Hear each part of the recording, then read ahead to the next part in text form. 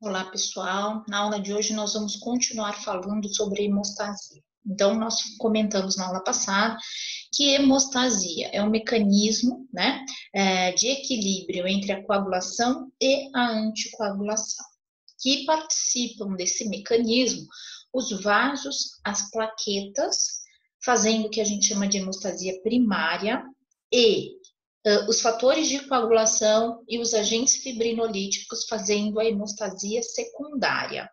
E nós também temos aí a fibrinólise, que é quando eu tenho a dissolução total desse trombo que foi formado, né, devido a alguma lesão que esse paciente sofreu, tá? Então, a hemostasia primária, como nós dissemos anteriormente, ela tem a finalidade de quê? De formar um tampão instável, um tampão plaquetário, né? Esse tampão instável, ele pode se desprender com facilidade. Então, para eu formá-lo, eu vou precisar ação coagulante do vaso, a vasoconstrição, a liberação do fator de von Willebrand, lembrando que a partir do momento que eu leso o endotélio, eu exponho o colágeno, eu já também começo a acionar a hemostasia secundária. Tá? A partir do momento que eu tive a lesão, as plaquetas já começam a migrar para o local, aderem ao local, ativam, agregam e formam esse tampão inicial que se desprende se houver um movimento mais brusco, tá? Para a gente tornar esse tampão instável em estável, eu vou precisar da hemostasia secundária, que vai envolver, então, a ação dos fatores de coagulação e dos agentes fibrinolíticos. Então, vamos ver o que é essa hemostasia secundária. A hemostasia secundária, na verdade, ela consiste em uma série de mecanismos bioquímicos complexos, tá? Com a finalidade de formar fibrina, né? E transformar o tampão primário em tampão secundário, ou seja, o tampão primário instável em tampão secundário estável por meio da formação da fibrina, tá? Então, a gente tem ali esse objetivo, formar fibrina. Na hemostasia secundária, eu não só formo a fibrina, mas eu também tenho que ter mecanismos de limitar a produção dessa fibrina. Porque a partir do momento que eu começo a formar fibrina, né, eu posso obstruir a luz do vaso. Então, eu tenho que ter um mecanismo em que eu formo fibrina para deixar ele na parede desse vaso e dissolvo um pouquinho da fibrina para ela não atrapalhar o fluxo sanguíneo circulante, né? Então, isso é o que a gente chama de hemostasia, equilíbrio entre coagulação e anticoagulação. Para a gente formar fibrina, a gente precisa de alguns ingredientes, né? Quais são esses ingredientes? São os fatores de coagulação do plasma, né? Fora os fatores do plasma, a gente também tem os fatores de contato, que não estão presentes no plasma, e outras substâncias, como, por exemplo, o cálcio, que não é um fator de coagulação, mas é extremamente importante para a ativação desses fatores, tá? Então, quais são os fatores de coagulação, né? O que a gente usa para formar fibrina? A gente usa o fator 1, que é o fibrinogênio, o 2, que é a protrombina, o 3, que é a tromboplastina, o 4, que é o cálcio, embora ele não seja uma proteína de coagulação, ele é um fator coenzima que ativa essas proteínas, né? Então, ele é um fator coenzimático dessa ativação, extremamente necessário para eu ter formação de fibrina. Eu tenho o fator 5, que é a prostelerina, o 7, né, que é a proconvertina, nós não temos o 6, o 8, que é o fator anti-hemofílico A, o 9, que é o anti-hemofílico B, o 10, que é o Stuart Power, o 11, que é o anti-hemofílico C, o 12, que é o Ragemann, e o 13, que é chamado de estabilizador de fibrina. Percebam que os fatores 1, 2, 5, 7, 8, 9, 10, 11, 12, 13 são produzidos pelo fígado, são proteínas, tá? Os vermelhos, né, a protrombina, a proconvertina, anti-hemofílico A e o Stuart Power, eles são fatores dependentes de vitamina K. Então, quer dizer, para eles terem atividade, eu preciso de vitamina K disponível no meu organismo, tá? E o fator 6, ele não existe aqui nessa lista, mas na verdade, ele é um fator que a gente chama de fator de contato. São substâncias presentes ali no meio, né, que vão também auxiliar nessa ativação do mecanismo de coagulação, tá? Então, quais são as propriedades específicas dos fatores plasmáticos? A gente vai ter os fatores de contato, dentre eles o 12 e o 11, a calecreína e o cininogênio, que não estão lá na via, né, que corresponderiam ao fator 6 de coagulação. Na verdade, são substâncias pró-inflamatórias, que também estão envolvidas com o processo inflamatório e que são também úteis para a formação do coágulo. Tá? Eu tenho os fatores do complexo protrombínico, que são aqueles dependentes de vitamina K, como por exemplo o 2, o 7, o 9 e o 10, e nós temos aqueles fatores de consumo. O que são os fatores de consumo? Aqueles que não estão presentes no soro. Quer dizer, quando eu faço uma coleta sem anticoagulante, o que vai, na verdade, faltar naquele soro são os fatores 1, 5, 8 e 13. O sistema calecrina-cinina, como eu disse para vocês, são substâncias que funcionam como fatores de contato. As cininas são importantes para promoverem vasodilatação e aumento da permeabilidade, então são substâncias envolvidas no processo inflamatório. E a calecrina, ele tem a finalidade de ser um agente quimiotático, chamar células para o local, ativa o fator 12 e também é um ativador da fibrinólise para tentar limitar essa fibrina que está sendo formada. Tá? A fibrina, ela pode ser formada por diferentes mecanismos, né? Então, a gente tem um modelo que foi proposto em 1964, tá? Que fala que a fibrina é formada pelo mecanismo intrínseco e extrínseco. Tá? Que é o que a gente chama de cascata de coagulação. E em 2001, Hoffman propôs um modelo mais dinâmico, digamos assim, um modelo mais atual, tá? Onde a coagulação é dividida em 3 etapas, que é a iniciação, a amplificação e propagação. Vamos começar falando um pouquinho do modelo proposto em 1964 e por que ele é importante para a gente que trabalha em laboratório, né? Na verdade, pelo modelo de 64, né, a gente tem a coagulação, a hemostasia ocorrendo em secundária, ocorrendo em 3 etapas. O sistema extrínseco, que é o início da cascata de coagulação, o sistema intrínseco, que é a sustentação da formação de fibrina, e o sistema comum, que é onde eu tenho propriamente a fibrina sendo formada, tá? Essas 3 vias, elas são extremamente importantes porque em laboratório a gente consegue estudá-las elas separadamente. Então, a gente tem exames para avaliar a via extrínseca, exames para avaliar a via intrínseca, e quando os dois dão alterado, a gente subentende que o problema é na via comum, tá? Então, é um conceito muito didático e útil na interpretação dos testes laboratoriais, porém, este mecanismo separadinho assim não ocorre em vivo. Em vivo a gente tem tudo isso funcionando ao mesmo tempo, portanto, o modelo proposto em 2001 por Hoffman, ele corresponde mais ao que acontece no nosso organismo. Mas, como nós somos do laboratório, é extremamente importante conhecer o mecanismo de 1964. Então, vamos ver como que acontece isso. Então, o que eu falei para vocês, né? Que na hemostasia secundária, né, a gente vai ter a formação de fibrina. Que os ingredientes para formar fibrina são os fatores de coagulação do plasma, tá? E eu tenho receitas diferentes para formar essa fibrina. Né? Então, quais são as receitas que eu tenho para formar fibrina?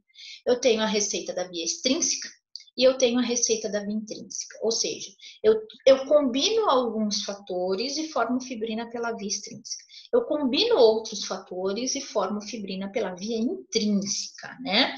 Na verdade, essas 2 vias, elas vão chegar no mesmo ponto, que é o fator 10.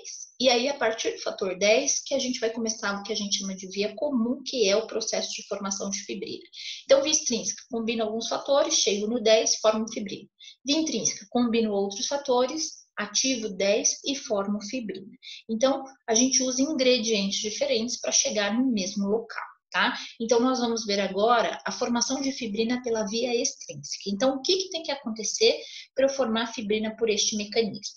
Eu tenho que ter uma lesão tecidual e liberação do fator 3 tecidual, tá? Então, vai ter uma lesão, né? A lesão vai levar à liberação do fator 3 tecidual. Eu vou combinar o fator 3 ao 7 e ao 4, e quando eu tenho esse complexo formado, quer dizer, 3 mais 7 mais 4, eu consigo ativar o fator 10. A partir do momento que eu ativo o fator 10, eu dou início à via comum. O que acontece após a ativação do 10, né? Então, na via comum, eu vou ter 10 ativo, combinando-se com 4 e mais 5, juntando 10 ativo mais 4 mais 5, conseguindo fazer a formação de fibrina através da conversão da protrombina em trombina, do fibrinogênio em fibrina e da combinação dessa fibrina formada com o fator 13 da coagulação, formando o que a gente chama de tampão secundário ou fibrina estável. Então, olha lá, repetindo. A via extrínseca, eu tenho lesão tecidual, liberação do fator 3. O 3 se liga ao 7 e ao 4. Esses três juntos conseguem ativar o 10. Após o 10, eu inicio a via comum. Via comum se dá pelo 10 ativo mais o 4 mais o 5, convertendo protrombina em trombina, fibrinogênio em fibrina, que se liga ao 13, formando a fibrina estável, tá? Já na via intrínseca, então é outro modelo para formação de fibrina. Então, o que eu tenho? Eu tenho essa via ativada, né, através do fator 12. Então, quando eu tenho uma lesão, né, exposição de colágeno daquele vaso, ou qualquer molécula que tenha carga negativa, né, por exemplo, colágeno que está ali abaixo do endotélio vascular, complexos antígeno-anticorpo, endotoxinas, fosfolípides plaquetários, tudo isso é capaz de ativar o fator 12. Então, essa via começa com a ativação do fator 12. Geralmente, a gente tem uma lesão vascular, a exposição do colágeno, que fica abaixo do endotélio, né, conseguindo ativar o fator 12. O 12 ativo, ativa o fator 11. O 11 ativo, ativa o fator 9. O 9 ativo se combina com o 8 e o fator 3 plaquetário, formando o que a gente chama de complexo tenase.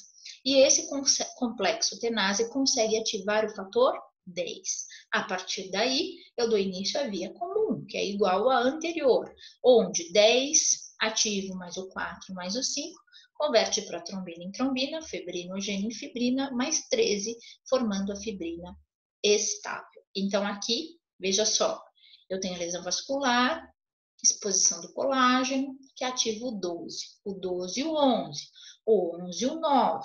O 9 se liga ao 8, ao 4 e ao fator 3 plaquetário, formando o que a gente chama de complexo tenase. Esse complexo tenase consegue ativar o fator 10 e dar início à via comum.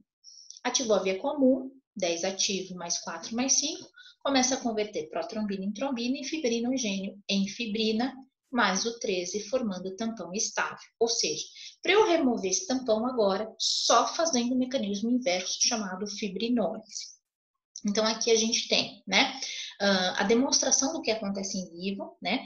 Em vivo, tudo acontece simultaneamente, não existe interdependência das vias, né? Por isso que o modelo atual, ele é mais preciso para descrever o que acontece dentro do nosso organismo.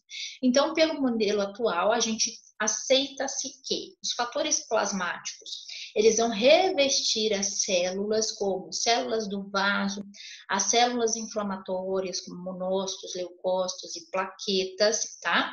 E eles vão ser ativados por complexos enzimáticos presentes ali naquele mecanismo, tá? A superfície plaquetária, ela vai conter vários receptores para aqueles complexos tenase, né, que é o 8, o 9 ativo, tá? E também pelo complexo protrombinase, que é representado pelo 5 ativo e 10 ativo. E aí, a coagulação ela vai acontecer por meio de 3 estágios, que é a iniciação, amplificação e propagação. Então, o que é a iniciação? É quando eu tenho liberação do fator 3 tecidual. A amplificação se dá quando eu tiver ativação de plaquetas pelo complexo tenase, que é o 8 ativo, 9 ativo, fator 3 plaquetário, e complexo protrombinase, que é o 5 e 10 ativo. Então, quando eu tenho todos esses fatores ali presentes, eu consigo transformá-los, ativá-los e formar a trombina, tá?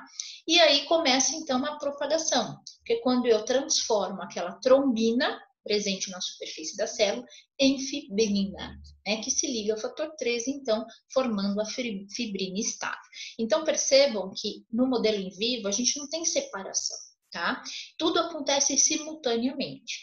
Só que no laboratório a gente consegue separar. Então, a gente precisa compreender as duas vias. Uma que demonstra o que acontece in vitro, outra que demonstra de modo mais real o que acontece em vivo. Depois que eu formei fibrina, né, eu tenho que fazer um mecanismo que é a fibrinólise, que constitui o que? A quebra de fibrina em fragmentos solúveis de fibrina, que é chamado de PDF, tá? Que serve também para auxiliar na recanalização desse vaso, tá? A finalidade da fibrinólise é reconstituir o endotélio, né? Limitar aquele trombo para que ele não obstrua a luz e fazer a remoção total daquele trombo quando tudo estiver já funcionando normalmente, tá? Então, a fibrinólise, ela se dá pela ativação do 12 também, tá?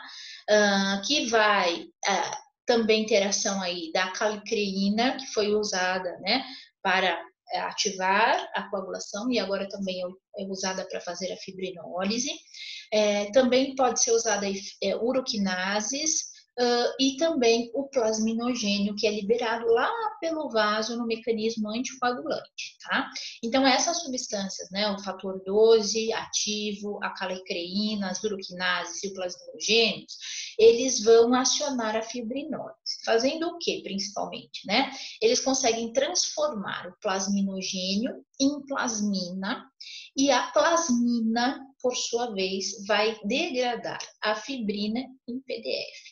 Então, fibrinólise nada mais é, né, do que a desconstrução dessa fibrina, a remoção dessa fibrina, que se dá basicamente pela hiperativação do 12, que aciona o plasminogênio, transformando o plasminogênio em plasmina, e a plasmina converte fibrina em PDF ou produtos de degradação de fibrina. A partir do momento que eu estudei esses mecanismos, eu consigo entender um pouquinho sobre as anormalidades plasmáticas, as coagulopatias plasmáticas, que são, na verdade, doenças que afetam os fatores plasmáticos, que podem ser genéticos, por exemplo, deficiência de fator 5, 10, 2, 12, 11, que podem causar hemofilia, e podem ser também doenças adquiridas por deficiência de vitamina K e hepatopatia. Então, o paciente que tem uma disfunção hepática, ele não produz fatores de coagulação, né? Se for uma insuficiência hepática, e ele tem um prejuízo na coagulação, tá? Vamos começar falando um pouquinho a respeito das hemofilias. Então, o que é uma hemofilia?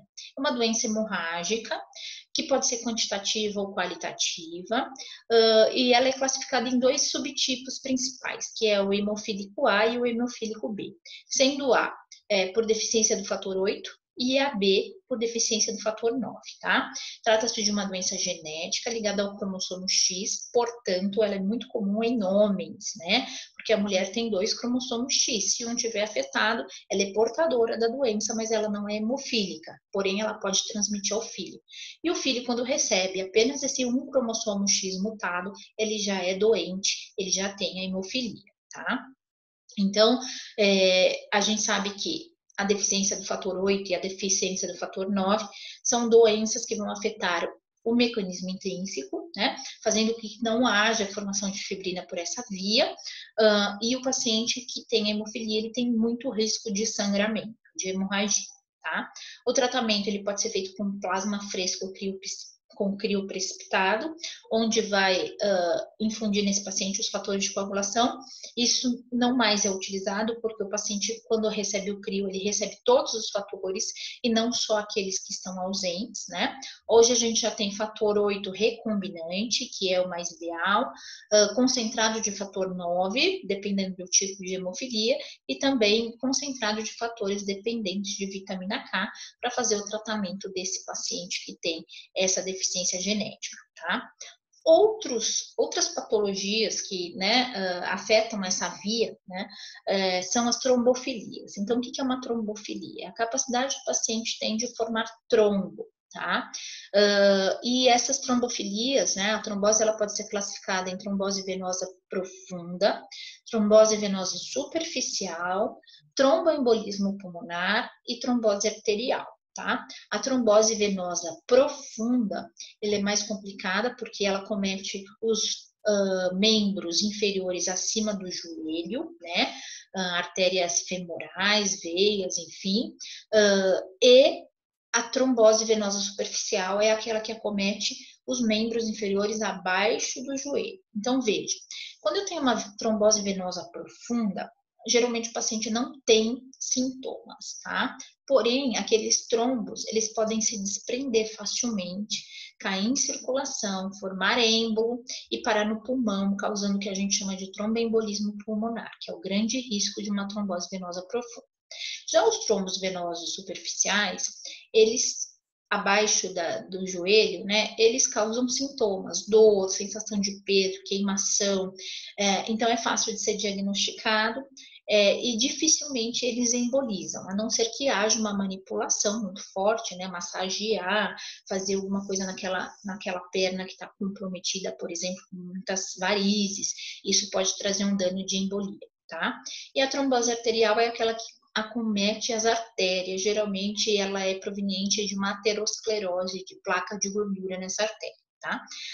Então, a etiologia das trombofilias geralmente são genéticas, né, que pode ser a deficiência da antitrombina 3, de proteína S, de proteína C, mutações do fator 5, defeitos de fibrinólise, mutação de fator 2, mutação do MTRHF.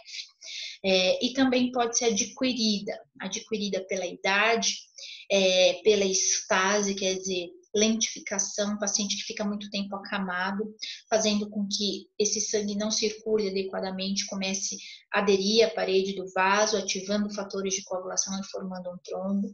É comum pós-cirúrgico, por quê? Porque na cirurgia a gente tem um aumento dessa atividade coagulante devido à cirurgia, lesão, corte, e ainda o paciente fica acamado, possibilitando um risco maior de formação de trombo. Né, fratura por imobilização, gestação, né, porque tem um papel de hipercoagulabilidade na gestante, tá?